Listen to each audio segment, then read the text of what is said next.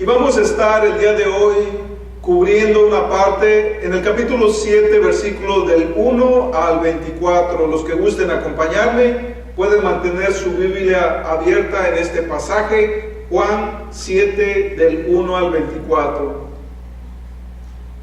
Para hablar de este mensaje,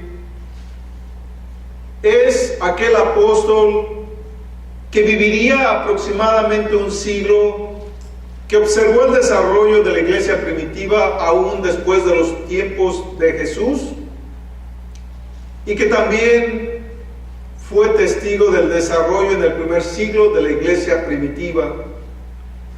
En el capítulo 5 de Juan mirábamos cómo se desarrolla la relación del Hijo con el Padre. En el capítulo 6 observamos la relación con los verdaderos discípulos y Jesús, y ahora en el capítulo 7 tiene un enfoque en la relación con el Espíritu Santo. En el versículo 1 del capítulo 7 de Juan dice la historia de esta manera: después de esto andaba Jesús por Galilea y no quería andar por Judea porque los judíos buscaban para matarlo. Aquí en esta historia vamos a, de forma general, hablar de lo que acontecía en esta historia, porque el tema del día de hoy nos relata el tema principal, que venía siendo la fiesta de los tabernáculos. La fiesta de los tabernáculos. Este es el tema central que quizás la mayoría de nosotros podemos desconocer qué es esta fiesta. La fiesta de los tabernáculos es una de las tres fiestas principales de los judíos. Y vamos a hablar más de ello y cómo la historia se desarrolla en medio de esta festividad. Así es que en el capítulo 7:1 comienza la historia diciendo que los judíos ya querían matar a Jesucristo. Y por segunda vez habla de esto. ¿Por qué? Porque los judíos comenzaron a tener celos, contiendas, murmuración, pleitos y todo tipo de enemistad en contra de la persona de Jesús. En 5:18 nos habla incluso que por haber sanado Jesús a un paralítico en el día de reposo, ahora los judíos querían asesinarlo. Esto nos lleva a la pregunta de decir, ¿por qué querían los judíos matar a Jesús? ¿Por qué querían los judíos matar a Jesús?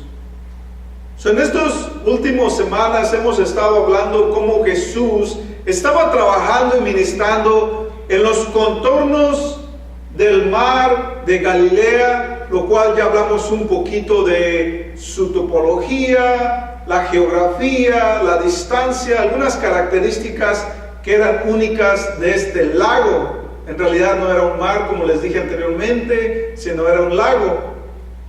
Y aquí, después de haber estado por aproximadamente 6 meses, porque vimos en el capítulo anterior que mientras celebraban o se acercaba el tiempo de la Pascua, ahora está ya acercado el tiempo de los tabernáculos. Por lo tanto, podemos deducir que habían pasado 6 meses que Jesús estaba trabajando y ministrando en el área de Galilea, al lado norte del mar de Galilea. Y ahora la historia se va a desenvolver porque del lado norte de Galilea ahora va a regresar y viajar a Jerusalén.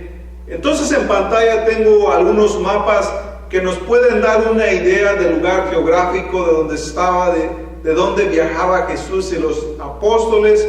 Y ahora vamos a ver cómo se desenvuelve esta historia en el lado de Jerusalén. Esta segunda mención de que los judíos querían asesinar a Jesús, vamos a ver por qué querían matarlo.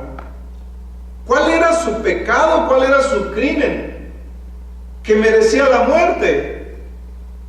Y es que tiene una resonancia profunda y que hasta nuestros días continúa el mismo o la misma tipo de actitud hasta nuestros tiempos, a pesar de que Jesús no está en medio literal de nosotros. Así es que en el versículo 7 nos dice de este evangelio la respuesta directa a la razón de por qué los judíos querían matarle. Dice este versículo: no puede el mundo aborreceros a ustedes, mas a mí me aborrece porque yo testifico de él, que sus obras son malas. La clave del odio de los judíos hacia Jesús reside en que Jesús daba testimonio y ahora a través de su palabra continúa dando testimonio de sus obras malas del mundo. Hablemos un poquito de religión, no de palabra. Por ejemplo, existe un movimiento a nivel mundial que se llama el ecumenismo, donde cualquier religión puede acercarse a estas reuniones y oran juntos, hablan de problemas y soluciones, hablan del bienestar de la humanidad. Así es que la oración no es rechazada. Vaya usted a cualquier templo de cualquier religión y ore. Es más, en las reuniones gubernamentales muchas de las veces piden la oración. Así es que las oraciones son bienvenidas. Pero en el momento en que usted mencione el nombre de Jesús, muchos se ofenderán.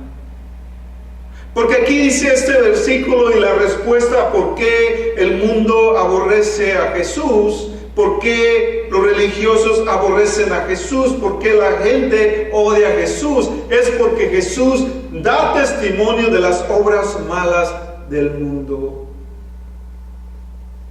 Y es que aún hasta en nuestros gobiernos es fácil de decir: sí, mi cuerpo, mi derecho. Es fácil de decir, aunque allá en el espacio se descubra una diminuta bacteria, a eso se le considera vida, mientras aquí en la tierra un bebé formado en el vientre de la madre no tiene vida. Los debates de que hoy un ser humano tiene aproximadamente 68 posibilidades de sexos. Anteriormente se creía que era hombre o mujer, hoy hay 78 posibilidades y creciendo. Hoy en día se ha redefinido la vida, el concepto de la familia, el concepto de muchas cosas que de acuerdo a la palabra de Dios tienen un solo origen. Así es que el dar testimonio de la verdad automáticamente ofenderá a el mundo. Y muchos prefieren seguir al mundo que seguir la verdad de Dios. El enemigo quería interrumpir este plan de Dios que va orquestado desde los comienzos, pero a pesar de que ya había un destino y un plan a largo plazo y a corto plazo, que eso incluía la muerte de Jesús en la cruz, eso incluía que Él tendría que sufrir y también pasar por el desprecio de mucha gente. En el segundo versículo dice: estaba próxima la fiesta de los tabernáculos de los judíos. Esta fiesta, como lo mencioné, es una de las tres principales que aparecen en los judíos y que nos recuerda que la voluntad de Dios no es que seamos un hijo de Dios amargado. Ya porque creemos en Dios tenemos que abandonar la felicidad, la risa, el regocijo, el gozo, y que debemos de estar solamente con las manos juntas. Y te preguntan algo: sí, hermano. No, hermana. ¿No es así la vida de un cristiano? Porque vemos que Dios estableció por lo menos 7 festividades. La festividad de los tabernáculos era una fiesta para celebrar, para gozar. Y no era una fiesta de 2 horas, era una fiesta de 7 días. Dios mandó a los judíos que por una semana completa se presentaran a la capital de Palestina, Jerusalén, y allí en el templo celebraran por una semana. ¿Qué es la fiesta de los tabernáculos? La fiesta de los tabernáculos son dos celebraciones. La primera es que más o menos en el mes de octubre, noviembre, se celebraba esta fiesta para agradecer a Dios la abundancia de la cosecha. La abundancia de la cosecha. O sea, ya cuando la gente levantaba sus cosechas como era fuente principal de sustento, pero también para recordar y conmemorar que Dios dio provisión y abundancia por 40 años cuando salieron de Egipto. Y ellos por 40 años moraban en tiendas de campaña. La fiesta de los tabernáculos, tabernáculo es como una tienda provisional, una carpa, y hasta el día de hoy los judíos la celebran con ramas, hacen su tiendita de campaña para recordar que batallaron en esos 40 años. Mientras estudiaba esto, recuerdo que pues cuando hacemos nosotros nuestros campamentos, pues no falta quien me diga, y hay calefacción, y hay aire acondicionado, y hay restaurante, y pues nos queremos llevar toda la comodidad a los días de campamento. Hay que recordar que no todo en esta vida es comodidad.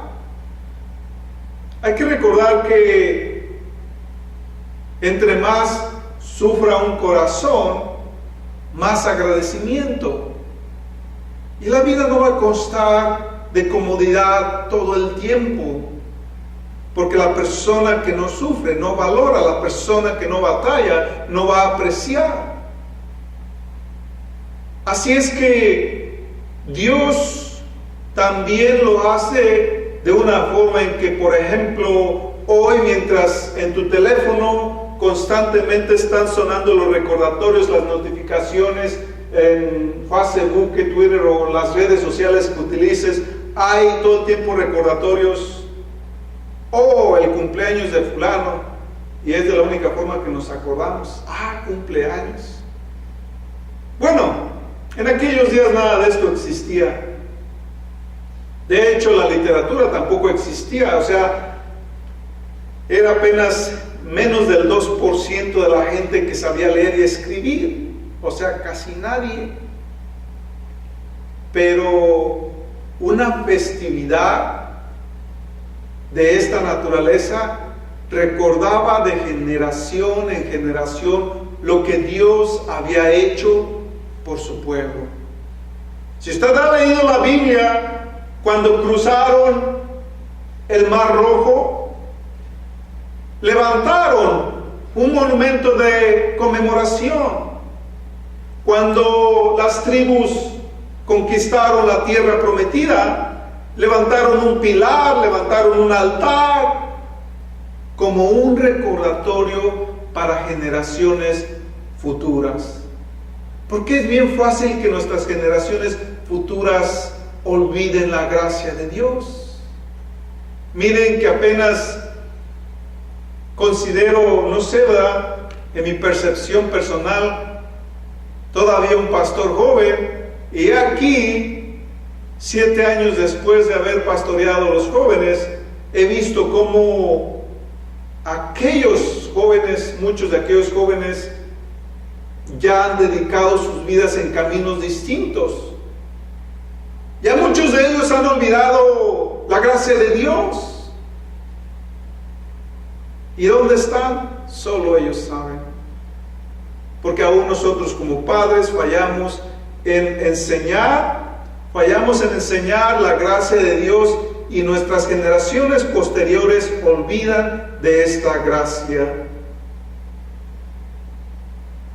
Así es que esta festividad se revivía cada año y era una de las tres principales para recordar lo que Dios hizo en el exilio de Egipto a la tierra prometida. En el versículo 3 sigue diciendo la historia: por tanto le dijeron sus hermanos: sal de aquí y vete a Judea para que también tus discípulos vean las obras que haces. Porque nadie que procura darse a conocer hace algo en lo oculto, puesto que estas cosas haces, manifiéstalas al mundo. ¿Quiénes eran sus hermanos de Jesús? En Mateo 13 y Marcos 6 habla de que Jesús tenía varios hermanos y hermanas, que en realidad no eran sus hermanos directos, sino medios hermanos. Estos hermanos le estaban recomendando a Jesús, hablando de la fiesta de los tabernáculos, donde miles y miles de judíos viajaban de todas partes del mundo antiguo para ir a celebrar esta fiesta en Jerusalén. Y era una oportunidad para que Jesús se diera a conocer. Yo sé enseñar, yo sé hacer maravillas, yo sé hacer esto y aquello. Porque esa era su lógica de los hermanos, aquí en este caso. Pero Jesús muchas de las veces no estaba siguiendo los consejos de la gente, porque Él sabía a largo plazo lo que era la voluntad perfecta de Dios. Y esa no era la voluntad de vanagloriarse, de dejarse ver y conocer por el mundo. Porque el mundo busca el entretenimiento y el espectáculo, mientras que Dios tenía en mente algo más grande que todo esto que la mente del ser humano tiene.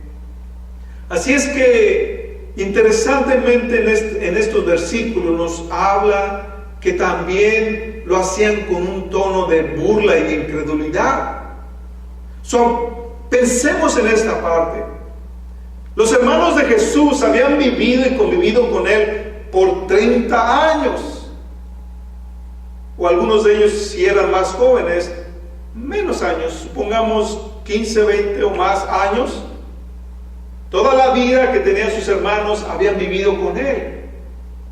Y habían ya oído y visto muchos de sus milagros y enseñanzas. Y con todo y esto, aún no creían que Él era el Mesías prometido. Eso nos pone a reflexionar en una aplicación contemporánea a nosotros, en aquellas personas que han estado en la fe cristiana por toda una vida. Y conocemos a un Jesús de la religión, a un Dios de la religión, conocemos a un libro religioso, pero nuestro corazón no está íntimamente conectado con el Dios de Abraham, de Isaac y de Jacob. Los hermanos de Jesús habían visto y oído por muchos años y todavía eran personas incrédulas.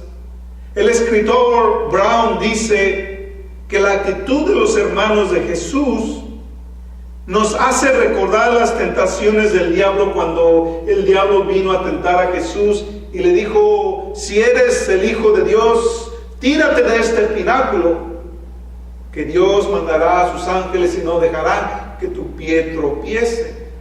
Era una mera tentación de poder. Aquí ahora los hermanos de Jesús estaban tentando a Jesús para que fuera y se manifestara a toda la gente, porque eran miles y miles de gente.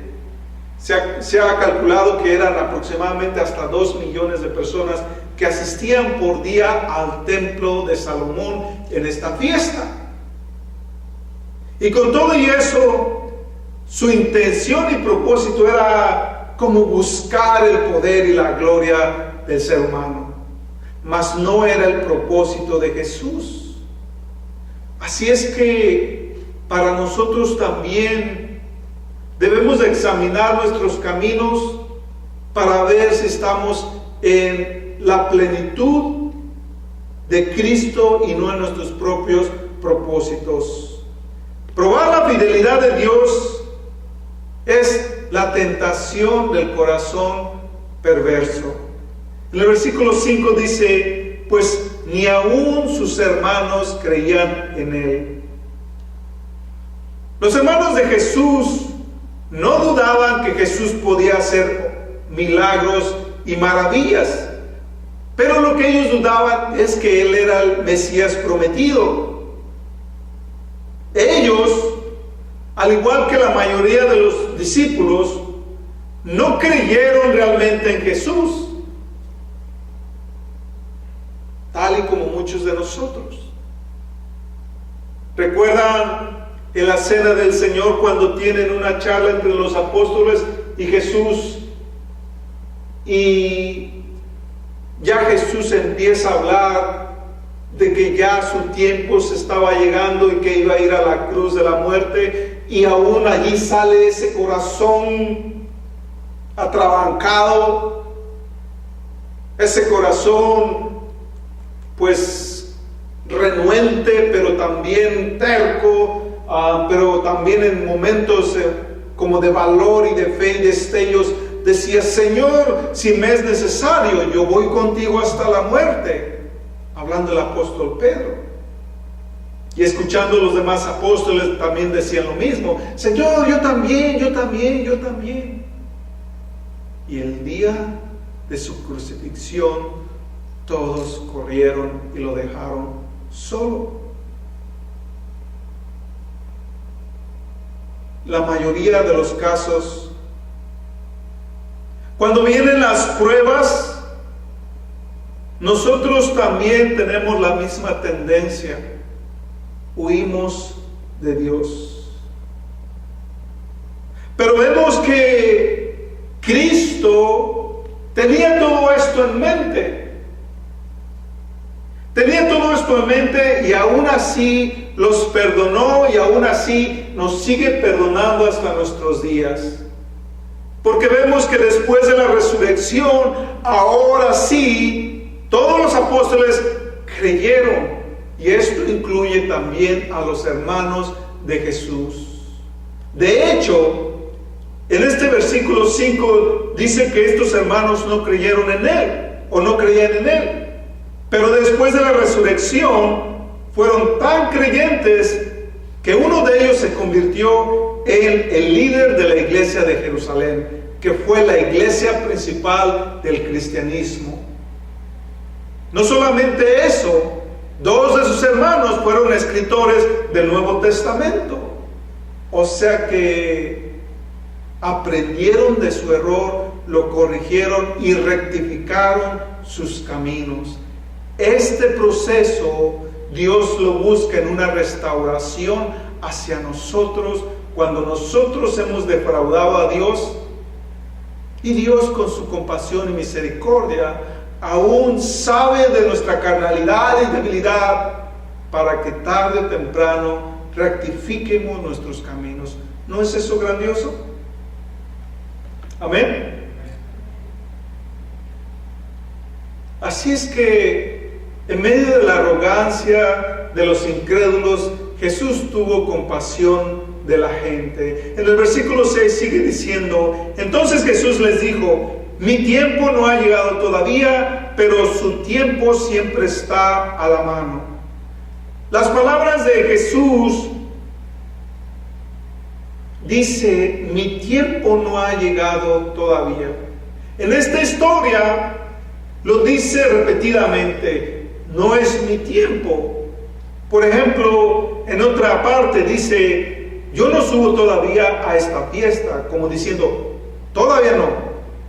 En otro lado dice: subió a la fiesta como en secreto, o sea, en momentos determinados. Porque aquí nos está hablando de algo importante, de un principio súper importante.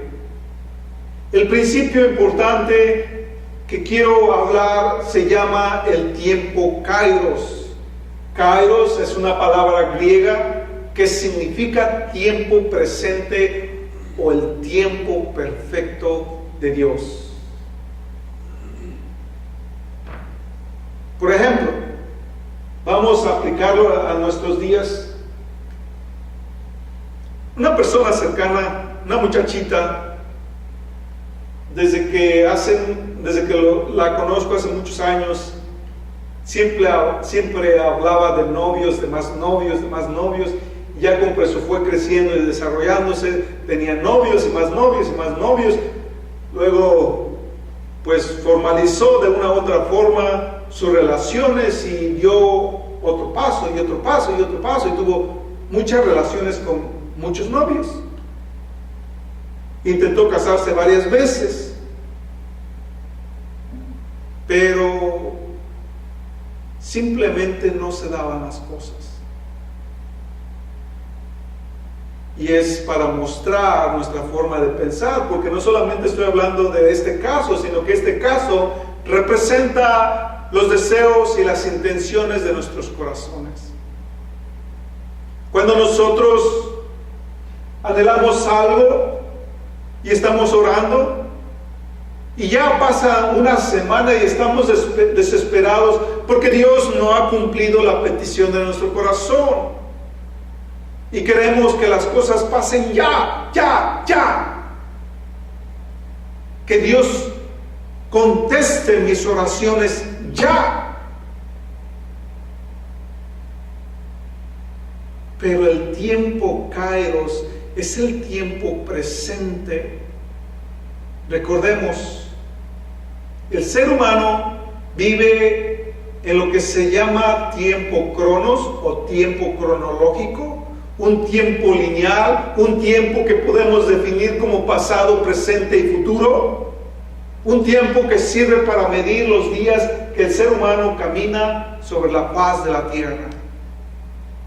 Mas el tiempo Kairos es un tiempo donde no existe ni el pasado ni el futuro, es un tiempo presente, o dicho de otra forma, es el tiempo perfecto de Dios, cuando sabe que las circunstancias se prestan para que Él pueda cumplir su promesa de acuerdo a lo que mejor nos conviene a nosotros. Cuando Jesús dijo, no es mi tiempo, se refería a que había ciertas condiciones, circunstancias, personas, acontecimientos, factores, hasta que Jesús tomara la decisión de seguir adelante. Los que han escuchado mi historia, 11 años cuando Dios revela a mi corazón que habría una persona especialmente para mí, y aquí a los 33 años en desesperados.com, Señor, ¿cuándo se viene ese día? ¿Cuándo se viene ese tiempo? 20 años para esperar una promesa cumplida.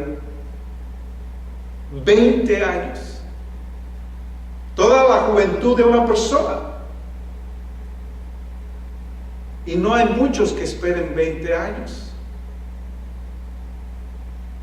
Ahora puedo decir que cosecho la felicidad, y puedo decir que a mi lado está la persona correcta,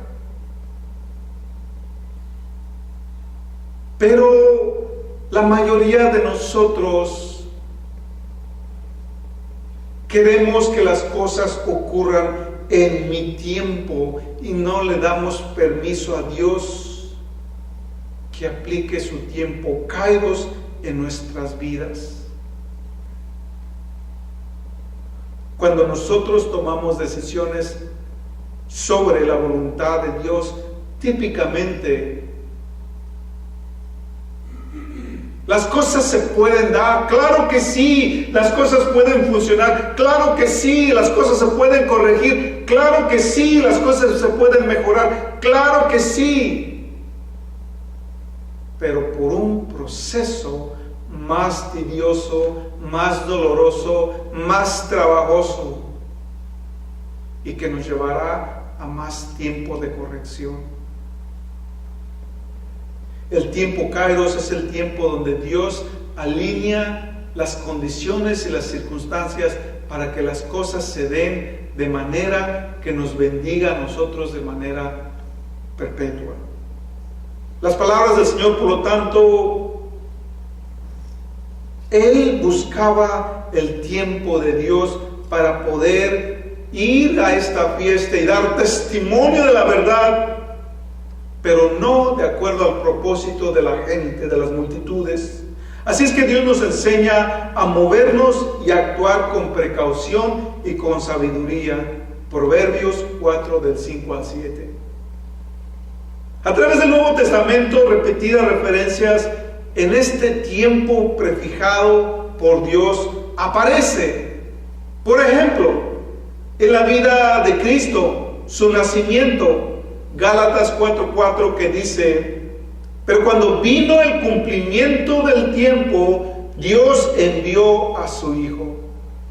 Cuando vino el cumplimiento del tiempo, cuando vino el cumplimiento del Kairos, ahora es que vino Jesús. Su muerte. 1 Corintios 15:3, que dice: Cristo murió por nuestros pecados conforme a las Escrituras, conforme a como estaba prescrito o predestinado. O aún una de las frases más tremendas en el capítulo 17 de Juan.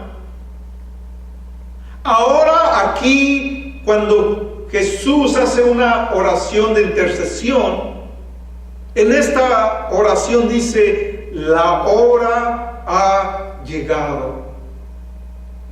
Cuando ya Cristo sabe que estaba a punto de ir al Calvario, a la cruz, entonces ahora sí anuncia plena y claramente: la hora ha llegado.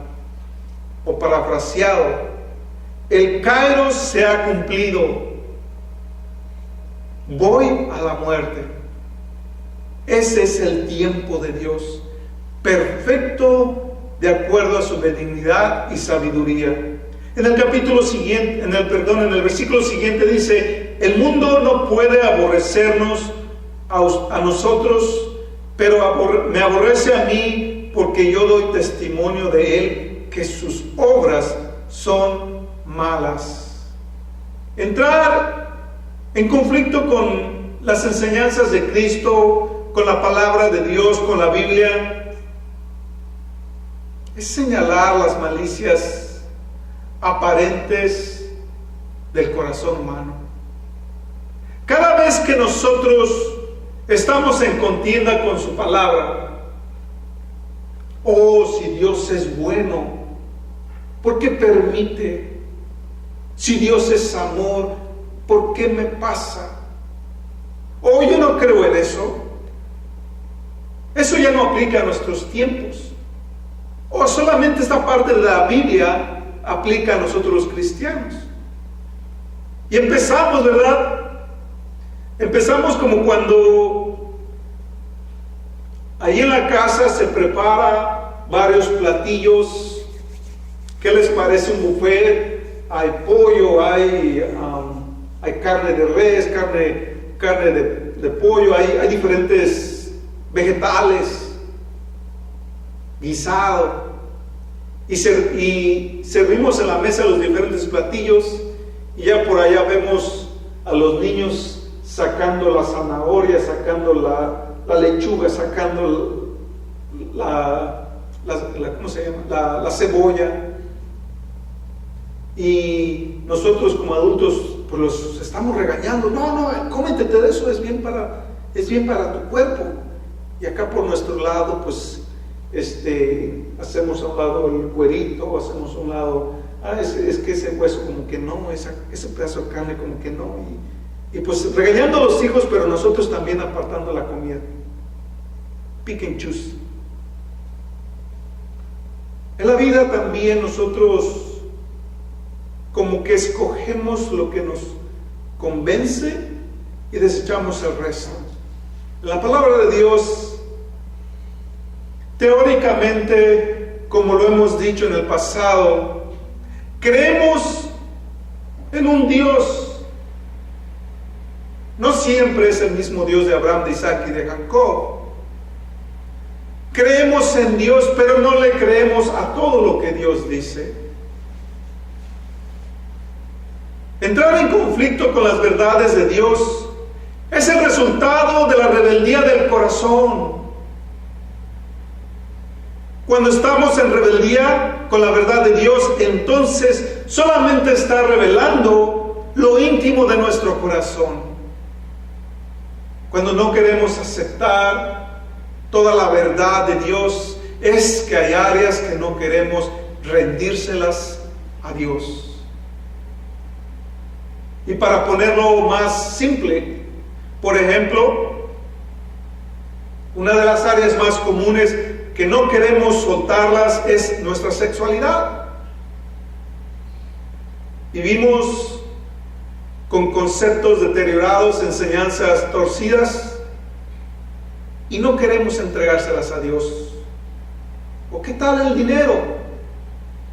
Mi corazón se convierte, pero no mi cartera.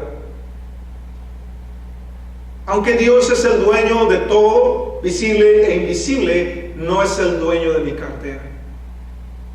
Por lo tanto, hay áreas en nuestro corazón que no se las hemos entregado a Dios.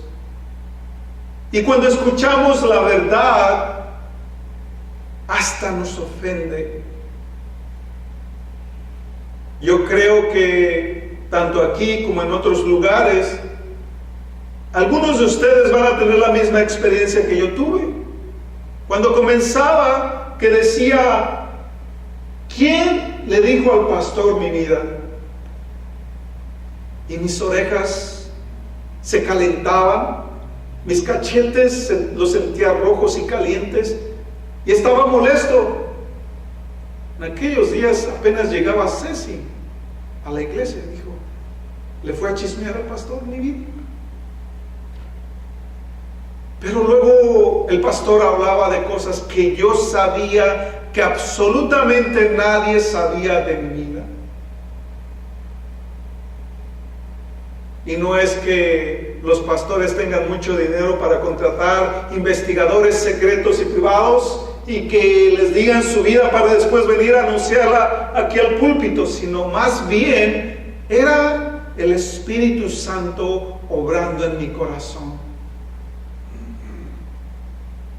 Cuando la verdad de Dios te incomoda, es porque hay algo que hay que atender, que hay que rectificar, que hay que corregir.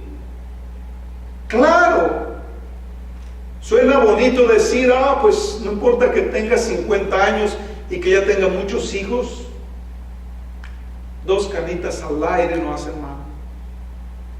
Esos son pensamientos humanos que eventualmente traerán calamidad a tu vida, pero también a la vida de todos los que te rodean.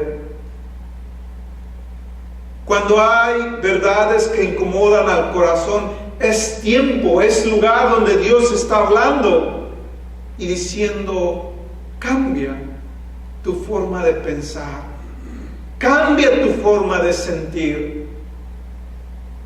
para que entonces nosotros podamos ser de agrado a la presencia de Dios. El odio hacia Jesús daba lugar a los ataques directos a su persona. Por eso es que hasta nuestros tiempos, hasta nuestros días,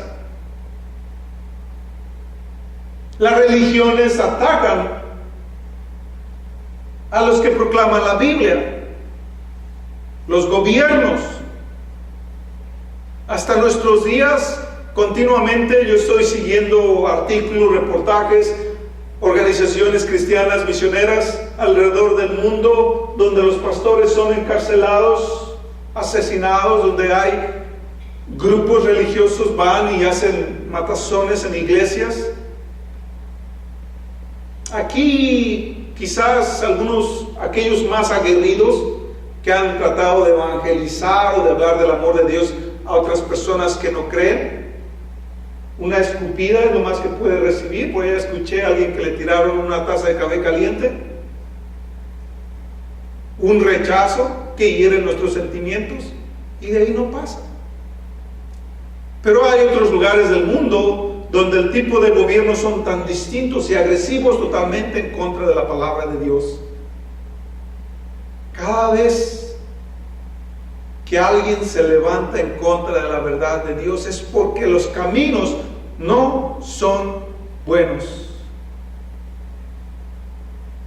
En el versículo siguiente dice: subid ustedes a la fiesta. Yo no subo todavía a esta fiesta porque mi tiempo aún no se ha cumplido. Habiendo dicho esto, él se quedó en Galilea.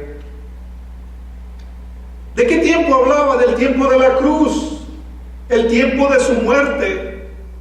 Él todavía ocultaba mucho su gloria porque la intención de las multitudes era perversa. Él siempre estuvo manifestando su gloria con aquellas personas que verdaderamente buscaban la gloria de Dios, no con la religión. En el siguiente versículo dice: pero cuando sus hermanos habían subido a la fiesta, entonces él también subió, no abiertamente sino en secreto. Los judíos le buscaban en la fiesta y decían: ¿dónde está aquel? ¿Dónde está aquel? O sea que él no quiso acceder a la invitación de sus hermanos o la gente cuando le dice: vamos a la fiesta para que la gente vea lo que haces. Porque él no quería que se volviera a repetir lo que pasó apenas 2 capítulos anteriores, que querían forzarlo en ser el rey, en romper el yugo de la esclavitud del Imperio Romano, sino más bien aquel que la gente llamaba como aquel, era porque la gente ya murmuraba, contendía, susurraba, todos en secreto y a la víspera, 3 días entre la festividad de los 7, y la gente decía: ¿dónde está? No le vemos. Y todos a la víspera, porque era la novedad. Todos instruidos en la religión judaica, así es que cualquier nuevo profeta era como: ¿dónde está? Queremos oír, queremos ver. Pero nadie decía el Mesías, sino más bien le decían aquel. Por el temor, por la vergüenza, por la confusión, por la duda, por lo que haya sido. ¿Quién es Jesús para ti? Aquel Dios que todavía no lo he sentido en mi corazón. ¿Quién es Jesús para ti? Aquel que es tu Señor cuando todo va bien, pero no lo conoces cuando las cosas van mal. ¿Quién es Él para ti? En el siguiente versículo 12 dice: había una gran murmuración acerca de él entre las multitudes. Unos decían: es bueno, pero otros decían: no, sino que engaña a la gente. Sin embargo, nadie hablaba abiertamente de él por miedo a los judíos. En esta situación que ya Jesús regresa de Galilea y está en Jerusalén, ahora finalmente la gente empieza a cuestionar. Estaba en su apogeo la gran fiesta de los tabernáculos, miles y miles de la diáspora, o sea, de los judíos que de una u otra forma terminaron exiliados o que habían inmigrado a otros países circunvecinos y lejanos. Pero ahora la fiesta estaba en su apogeo.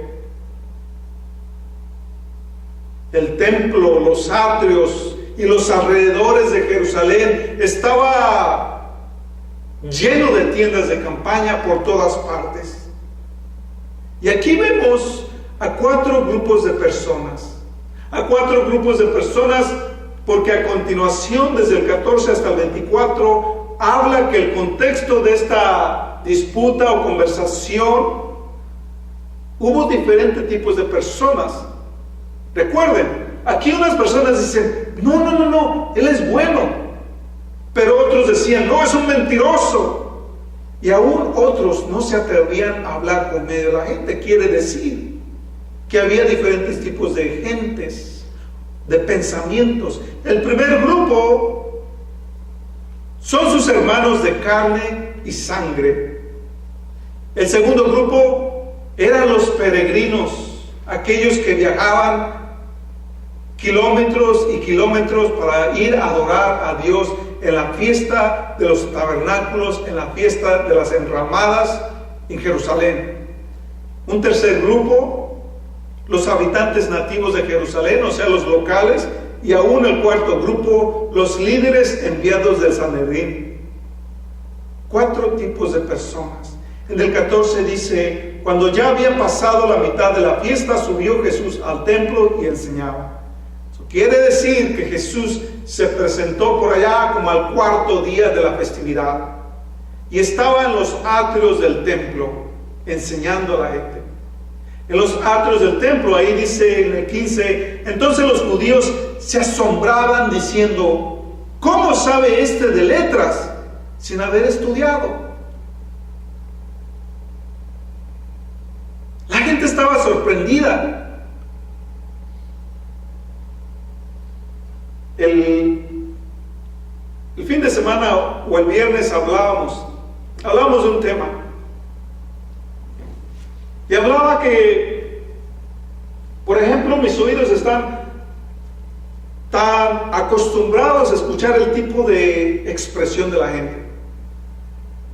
Me puedo dar cuenta cuando una persona lee libros, me puedo dar cuenta cuando una persona lee la Biblia, me puedo dar cuenta cuando una persona se alimenta de videos de las redes sociales, me puedo dar cuenta cuando una persona no se alimenta de nada. O sea, nuestra forma de hablar dice mucho tu trasfondo y tu preparación. Los judíos decían, ¿de dónde sabe este? No tiene estudios. ¿Recuerdan en Hechos 4:13 cuando mandan llamar a Pedro y a Juan? Y los doctores de la ley, el Sanedrín, los líderes del judaísmo, están ahí sentados en sus lugares especiales con ropas esplendientes y escuchan a un pescador y a alguien de la calle semejantes enseñanzas que no eran de una persona sin estudios. Aquí pasa lo mismo, escuchan a Jesús y saben que Jesús nunca había asistido a escuelas rabínicas ni había sido discípulo de un maestro conocido. Y con todo y eso, Él enseñaba con autoridad. Él enseñaba de una forma diferente. Los rabinos, los maestros, ellos típicamente cuando enseñaban citaban a otros maestros. O sea que le daban a la gente enseñanza de segunda mano. Muchas las veces me recuerda, porque en nuestros días también hay líderes que te empiezan a citar, los líderes posreformistas, los teólogos del siglo XVIII, del siglo XIX, y a duras penas te hacen una cita de un pasaje bíblico. Es que seamos realistas. Estamos en una cultura donde preferimos el entretenimiento, la academia, lo elocuente, que suene bonito al oído. La Biblia fue escrita hace más de 2000 años. Es algo como anticuada, aburrida.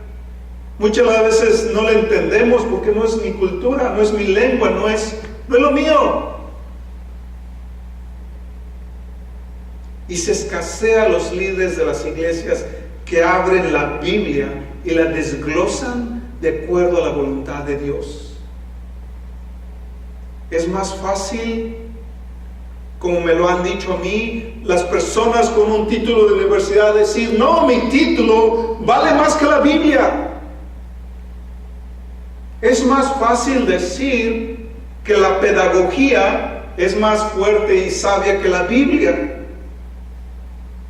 Es más fácil decir que mi sabiduría es más grande que un libro que fue escrito hace 2000 años.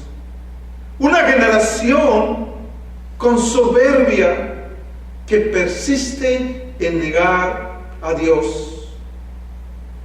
¿Sabía usted que las naciones más avanzadas, con más estudios, son las que empiezan las guerras más violentas, donde millones de personas mueren?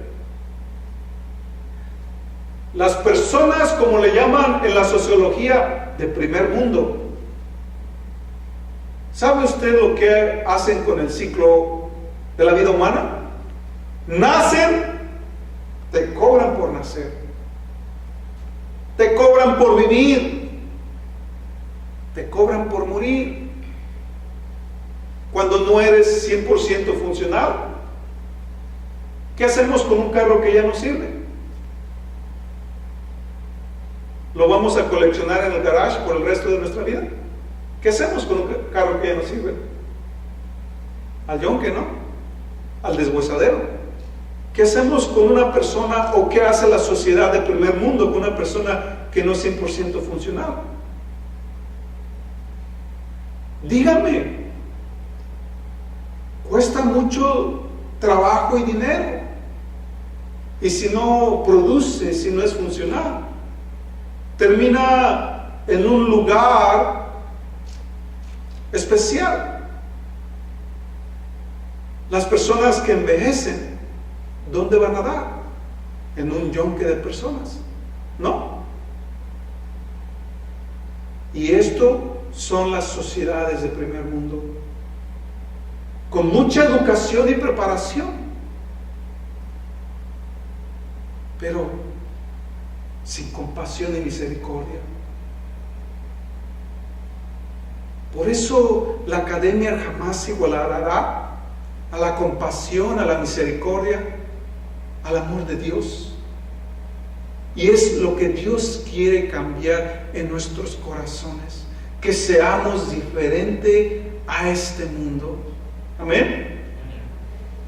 En el versículo siguiente, 16, dice: por tanto Jesús respondió y dijo: mi doctrina no es mía, sino de aquel que me envió.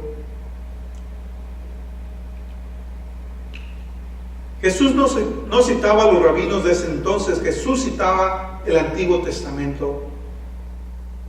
La palabra doctrina significa enseñanza. Y Dios era la enseñanza que proclamaba y enseñaba Cristo Jesús. Fíjense que los rabinos de aquellos días eran malos. Por ejemplo, a los que no eran judíos, o sea, a los gentiles, les llamaban puercos, porque eran personas inmundas. A las mujeres las menospreciaban menos que los animales, o sea, que un animal era más valioso que una mujer. Y no solamente eso, sino que también dice Porter, también un escritor, que tales personas sin educación eran consideradas como poco menor que el ganado. Fíjense las comparaciones de los cultos. A veces leo en las noticias, cuando hablan de la gente, los medios dicen: y el ganado, o la muchedumbre, como decimos en nuestro lenguaje, la plebe, la chusma. ¿Saben cómo Dios dice? Mi pueblo, mi gente escogida, mi ungido, mis hijos. Algo totalmente distinto. Nosotros batallamos más en amarnos a nosotros mismos, pero Dios nos ama más que nosotros mismos. ¿No es eso maravilloso? Así es que aquí habla de la voluntad de Dios. Si alguien tiene la voluntad de hacer la voluntad de Dios, el mero hecho no es de hacerlo mecánicamente, el mero hecho de tener la voluntad, de entender la voluntad de Dios. ¿Qué es la voluntad de Dios? No es nuestro querer, sino que es la inclinación de querer hacer su querer. ¿Qué es la voluntad de Dios? Me recuerda la historia de una hermana que decía, bueno, si es la voluntad de Dios, vengo a la iglesia. Dicho de otras palabras, si es la voluntad de Dios, voy a dejar la cerveza. Si es la voluntad de Dios, voy a dejar las drogas. Pero es una falacia. Claro que es la voluntad de Dios que tú cambies. Claro que es la voluntad de Dios que tú vengas a su casa. Y muchas de las veces no han escuchado, por ejemplo, al fornicario o al adúltero decir, ay, es que Dios me puso a la mujer enfrente.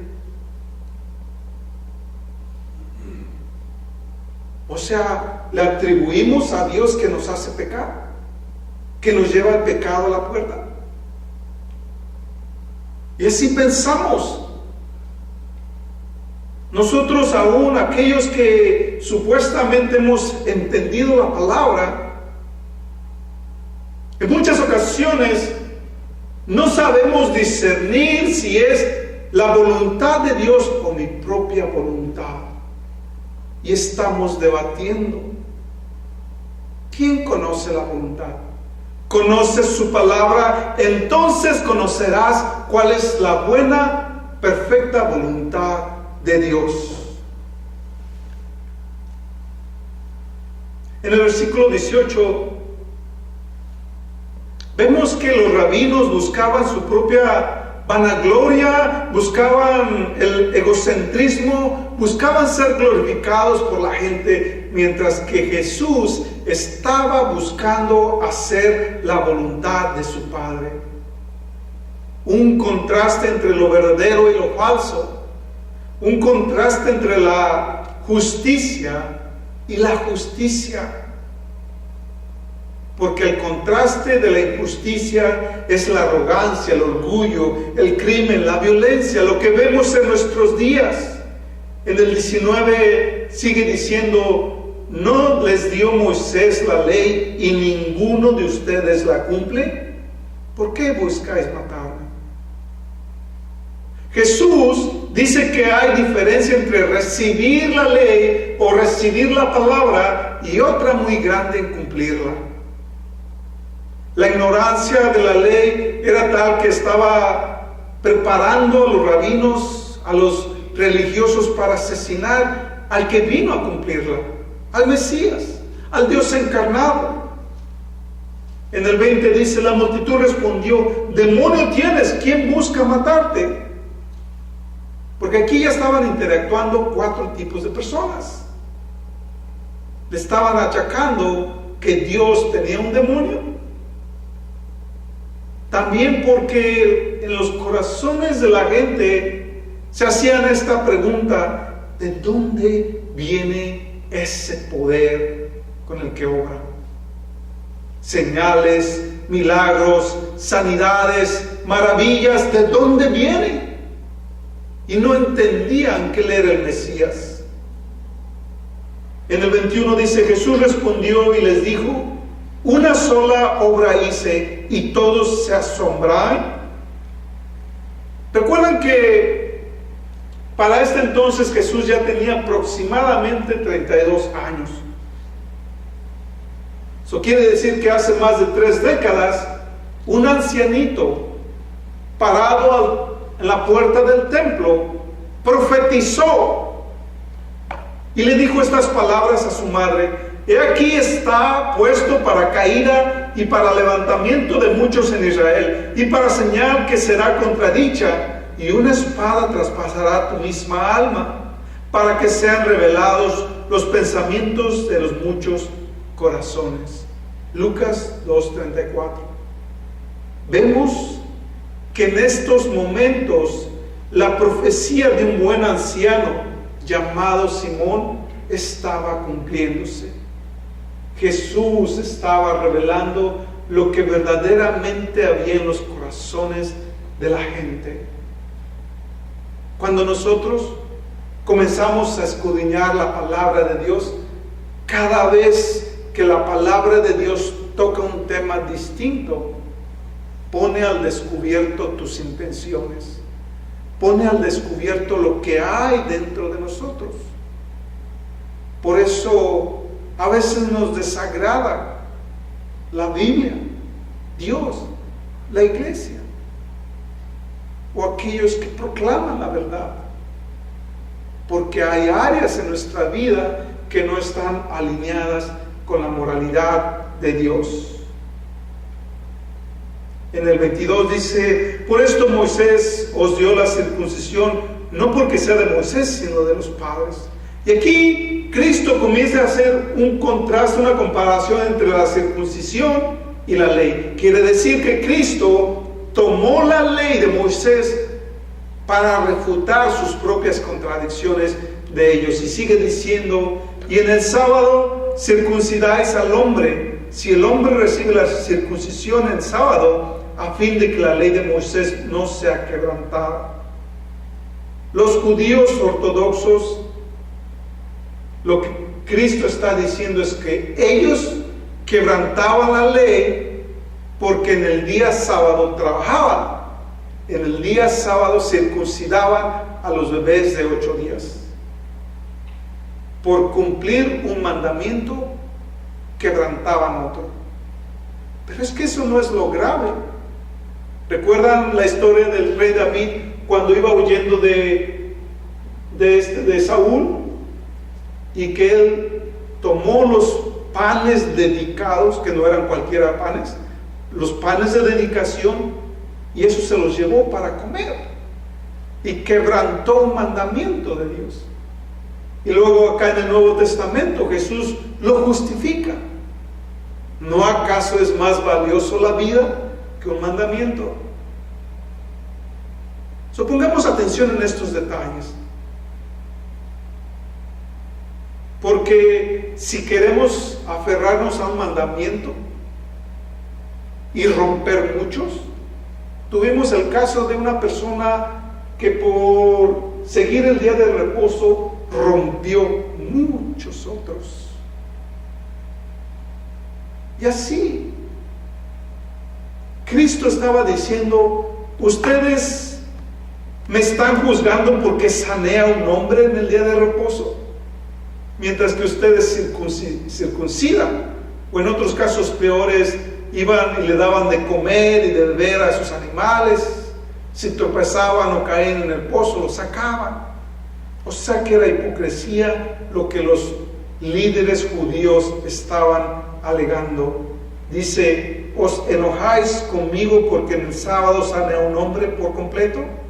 Él habla de aquel paralítico que estaba paralítico por 38 años y lo sanó en el día de reposo. La obra de Dios es la misericordia. La obra de Dios nos enseña a buscar el bienestar del prójimo, en cumplir la palabra de Dios. En el último dice: no juzgan según las apariencias, sino juzgan con un justo juicio. Si yo te pregunto, para terminar, ¿entendemos cuál es la voluntad de Dios para mi vida?